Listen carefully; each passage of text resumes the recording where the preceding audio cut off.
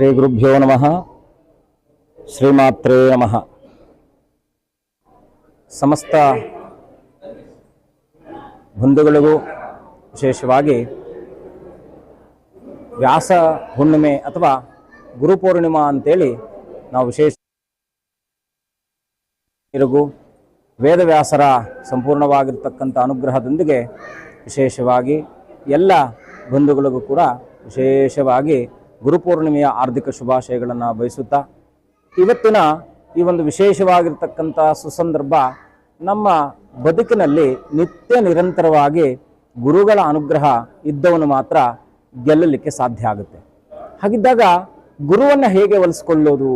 ಯದ್ಭಾವಂ ತದ್ಭವತಿ ಅಂತೇಳಿ ಶಾಸ್ತ್ರ ಹೇಳುತ್ತೆ. ಯಾವ ಭಾವನೆಯುಕ್ತವಾಗಿ ಭಗವಂತನನ್ನು ನಾವು ಅನನ್ಯವಾಗಿ ಪ್ರಾರ್ಥನೆ ಮಾಡ್ತೀವೋ ಹಾಗೆ ಗುರುವನ್ನವನು ನಮ್ಮ ಅಂತರ್ಮುಖವಾಗಿರ್ತಕ್ಕಂಥ ಒಂದು ಚೇತನಾಶಕ್ತಿ. ಹಾಗಾಗಿ ಆ ಅಂತರ್ಮುಖನಾಗಿರ್ತಕ್ಕಂಥ ಚೇತನಾಶಕ್ತಿಯನ್ನು ನಾವೇ ಹೇಗೆ ಅವನೊಟ್ಟಿಗೆ ನಾವು ಹೆಜ್ಜೆಯನ್ನು ಹಾಕ್ಲಿಕ್ಕೆ ಸಾಧ್ಯ ಅಂತಕ್ಕಂಥದ್ದು ಒಂದಷ್ಟು ಜಿಜ್ಞಾಸೆಗಳಲ್ಲಿರ್ತಕ್ಕಂಥದ್ದಾಗುತ್ತೆ. ಹಾಗಾಗಿ ಇದೆಲ್ಲ ಯಾಕಂದರೆ ನಾವೆಲ್ಲ ಕೂಡ ಸನಾತನಯುಕ್ತವಾದಂಥ ಧರ್ಮದಲ್ಲಿ ಆಧ್ಯಾತ್ಮ ಅಂತಕ್ಕಂಥದ್ದು ಒಂದು ವಿಶೇಷವಾಗಿರ್ತಕ್ಕಂಥ ಒಂದು ಪಯಣ. ಈ ಆಧ್ಯಾತ್ಮ ಪಯಣ ಅಂತಕ್ಕಂಥದ್ದೇನು? ನಮ್ಮನ್ನು ನಾವು ಕಂಡುಕೊಳ್ಳುವಂತಹ ಮೂಲಸತ್ವಕ್ಕೆ ಆಧ್ಯಾತ್ಮ ಪಯಣ ಅಂತ ಕರಿತೀವಿ. ಪ್ರತಿಯೊಬ್ಬ ಸನ್ಯಾಸಿಯು, ಪ್ರತಿಯೊಬ್ಬ ಸಂಸಾರಿಯೂ ಕೂಡ ಅವರದೇ ಆಗಿರ್ತಕ್ಕಂಥ ಆಧ್ಯಾತ್ಮ ಪಯಣವನ್ನು ಅವನು ಪ್ರಾರಂಭವನ್ನು ಮಾಡಿ ಅವನು ನಡೆಸ್ತಾ ಇರ್ತಕ್ಕಂಥವನಾಗ್ತಾನೆ. ಹಾಗಾಗಿ ನಾವೆಲ್ಲ ಸಂದರ್ಭಾನುಸಾರದಲ್ಲಿ ಒಂದಷ್ಟು ಮಾನಸಿಕವಾದಂಥ ಒತ್ತಡಗಳಿಗೆ, ಮಾನಸಿಕವಾದಂಥ ಗೊಂದಲಗಳಿಗೆ, ಒಂದಷ್ಟು ಪ್ರಕೃತಿಯುಕ್ತವಾದಂಥ ತೊಂದರೆಗಳಿಗೆ ನಾವು ಸಿಕ್ಕಾಕೊಂಡಾಗ ಇದೇನಪ್ಪ ಯಾವುದೂ ಕೂಡ ನಮಗೆ ಕಾಣದೆ ನಾವು ಏನೂ ದಾರಿ ತೋರದೆ ಇದ್ದಾಗ ನಾವು ಕೋರ್ತಕ್ಕಂಥದ್ದು, ಪ್ರಾರ್ಥನೆ ಮಾಡ್ತಕ್ಕಂಥದ್ದು ದೇವರು ಅಂತಕ್ಕಂಥ ನಿರಾಕಾರ ಸ್ವರೂಪನಾಗಿರ್ತಕ್ಕಂಥ ಪರಮಾತ್ಮನನ್ನು. ಹಾಗಾಗಿ ಆ ಪರಮಾತ್ಮನನ್ನ ಅವನೊಡೆಗೆ ಕರ್ಕೊಂಡು ಹೋಗುವಂತಹ ಶಕ್ತಿಯನ್ನು ಕೊಡ್ತಕ್ಕಂಥವನು ಪ್ರೇರಣಾಶಕ್ತಿ ಆಗಿರ್ತಕ್ಕಂಥವನೇ ಗುರುವು.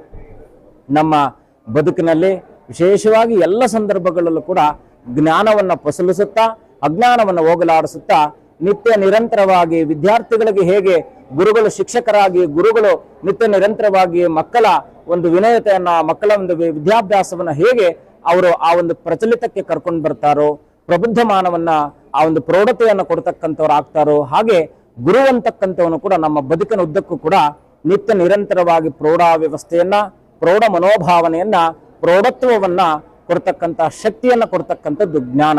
ಮನುಷ್ಯನಿಗೆ ಜಂತುನಾಂ ನರಜನ್ಮ ಉತ್ತಮಂ ಅಂತೇಳಿ 84 ಲಕ್ಷ ಜೀವರಾಶಿಗಳಲ್ಲಿ ಅತ್ಯಂತ ಶ್ರೇಷ್ಠಪ್ರದನಾಗಿರ್ತಕ್ಕಂಥ ಮಾನವ ಜನ್ಮ ನಮಗೆ ಭಗವಂತ ಅತ್ಯಲ್ಪ ಸಮಯವನ್ನ ನಮಗೆ ಕೊಟ್ಟು ಭೂಲೋಕಕ್ಕೆ ಬರಮಾಡಿಕೊಂಡಿದ್ದಾನೆ. ಈ ಒಂದು ಸಂದರ್ಭದಲ್ಲಿ ಜ್ಞಾನ ಅಜ್ಞಾನ ಇನ್ನೊಬ್ಬರ ಪ್ರೇರಣೆಯಿಂದ ನಾವು ಮಾಡಿರಬಹುದಾದಂಥ ಸಮಸ್ತ ವಿಧವಾದ ಪೂಜಾದಿಗಳ, ಸಮಸ್ತ ವಿಧವಾದ ದೋಷಾದಿಗಳಿಂದಲೂ ಕೂಡ ಮುಕ್ತಿ ಕಾಣ್ತಕ್ಕಂಥದ್ದು ಕೇವಲ ಒಂದು ಗುರುವಿನ ತಪೋಬಲದಿಂದ. ಗುರು ಅಂತಕ್ಕಂಥವನು ಕೇವಲ ಒಬ್ಬ ಜ್ಞಾನವಂತನಲ್ಲ, ಗುರು ಅಂತಕ್ಕಂಥವನು ಕೇವಲ ಮಾರ್ಗದರ್ಶಿಯಲ್ಲ, ಗುರು ಅಂತಕ್ಕಂಥವನು ಅಕ್ಷರವನ್ನಲ್ಲ, ಗುರು ಅಂತಕ್ಕಂಥವನು ನಮ್ಮ ಉಸಿರಿದ್ದಾಗ ಮಾತ್ರ ಆ ಮನುಷ್ಯನಿಗೆ ಹೆಸರಾಗಿ ಬರ್ತಕ್ಕಂಥದ್ದಾಗುತ್ತೆ. ಹಾಗಾಗಿ ಆ ಹೆಸರಿನ ಜೊತೆ ಗುರುವಿದ್ದಾಗ ಎಲ್ಲರ ಬದುಕು ಸನ್ಮಂಗಲವಾಗ್ತಕ್ಕಂಥದ್ದಾಗಿರುತ್ತೆ. ವಿಶೇಷವಾಗಿ 2026ನೇ ಗುರುಪೂರ್ಣಿಮೆ ಯುಕ್ತವಾಗಿ ನಾವು ಆಚರಣೆ ಮಾಡಿರ್ತಕ್ಕಂಥ ಈ ಪೂಜಾ ಫಲಾದಿಗಳು ಕೂಡ ಸಮಸ್ತ ಯಾವತ್ ಭಾರತದ ಎಲ್ಲ ಪ್ರಜೆಗಳಿಗೂ ಕೂಡ ಸಲ್ಲುವಂತಾಗಲಿ. ದೇಶೋಯಂ ಕ್ಷೋಭರಹಿತ ಸಜ್ಜನಾ ಸಂತು ನಿರ್ಭಯಾಃ ಅಪುತ್ರ ಪುತ್ರನ ಸಂತು ಪುತ್ರನ ಸಂತು ಪೌತ್ರಿಣಃ ಅದನಾ ಸದನಾ ಸಂತು ಜೀವಂತು ಶರದಾಂಶತಂ ಸರ್ವೇಪಿ ಸುಖನ ಸಂತು ಸರ್ವೇ ಸಂತು ನಿರಾಮಯಾಃ ಸರ್ವೇ ಭದ್ರಾಣಿ ಪಶ್ಯಂತು ಸರ್ವಸರ್ವತ್ರ ನಂದಿತೋ ಸರ್ವೇ ಜನಾಃ ಸುಖಿನೋ ಭವಂತು ಸಮಸ್ತ ಸನ್ಮಂಗಲಾನಿ ಭವಂತು.